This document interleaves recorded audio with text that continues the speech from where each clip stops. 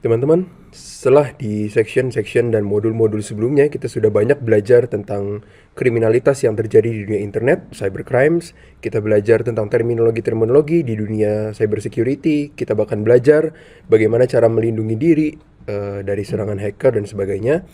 Di section terakhir ini kita akan banyak mengupas tentang vulnerability atau kelemahan-kelemahan yang dapat terjadi pada sebuah aplikasi.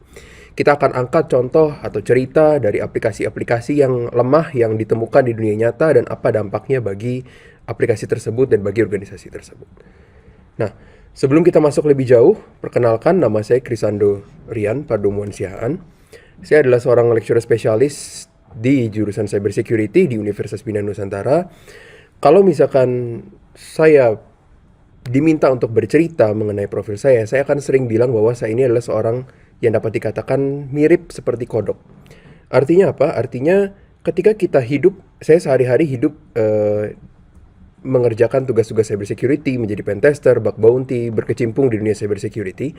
Namun untuk bisa catch up dengan teknologi, dengan apa yang terjadi di dunia developer, kita harus ngerti developer itu lagi ngobrol apa sih, teknologi apa yang mereka gunakan.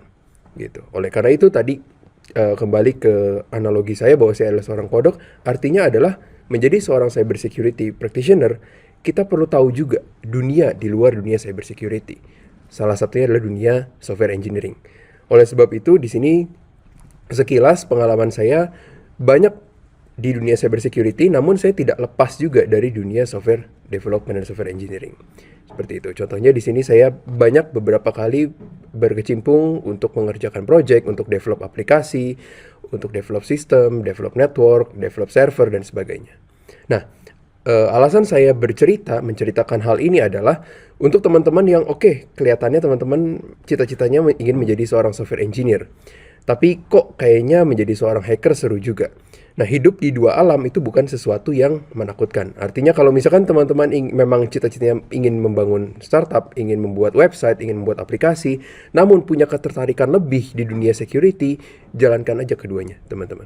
Karena akan sangat baik siapapun kita, walaupun kita tidak bekerja atau tidak berkecimpung di dunia teknologi, mengetahui apa yang terjadi di dunia security, di dunia teknologi, itu akan menjadi hal yang sangat baik buat kehidupan kita. Kita bisa menjadi lebih aware, kita menjadi lebih awas, kita menjadi lebih waspada terhadap adanya ancaman, baik ancaman penipuan online, ancaman transaksi online, ancaman pemerasan di dunia maya, dan sebagainya. Kayak gitu. Oke, jadi itu adalah take away-nya, dan sebentar lagi kita akan masuk ke materinya. So, di video ini saya akan sedikit memberikan teaser buat kalian mengenai apa sih yang akan kita kupas di sepanjang section 3 ini.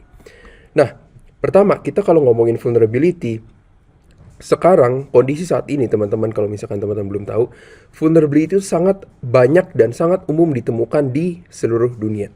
Report di tahun 2021 atau 2022 menyatakan bahwa ada 55 software vulnerabilities yang ditemukan setiap harinya. Jadi kalau misalkan dalam satu tahun, satu harinya ada 55, mungkin kita berbicara pada angka ribuan, ratusan ribu, puluhan ribu vulnerabilities baru yang dapat berdampak pada aplikasi-aplikasi, pada programming language yang ada di dunia sekarang yang dapat digunakan oleh attacker atau oleh hacker. Kayak gitu. Nah, mengetahui vulnerability itu menjadi sesuatu yang sangat krusial ketika kita ingin terjun ke dalam dunia cybersecurity. Oke. Apa sih yang akan kita gali, yang akan kita bahas? Pertama, kita akan belajar dulu atau kita akan berkenalan dengan kira-kira security vulnerability apa yang umumnya ditemukan di internet, baik di aplikasi web, di aplikasi mobile, ataupun aplikasi-aplikasi lainnya. Yang kedua, kita akan sedikit masuk ke dunia zero days. Zero days itu apa? Nanti teman-teman bisa, kalau misalkan teman-teman penasaran, bisa loncat ke video bagian 2, bagian zero days.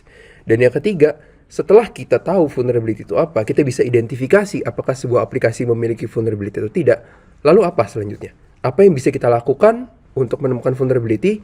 Apa yang bisa kita lakukan untuk mencegah vulnerability itu ada di dalam aplikasi kita? Kayak gitu. Oke? So, tanpa berlama-lama lagi, dig in, buckle up, dan selamat belajar.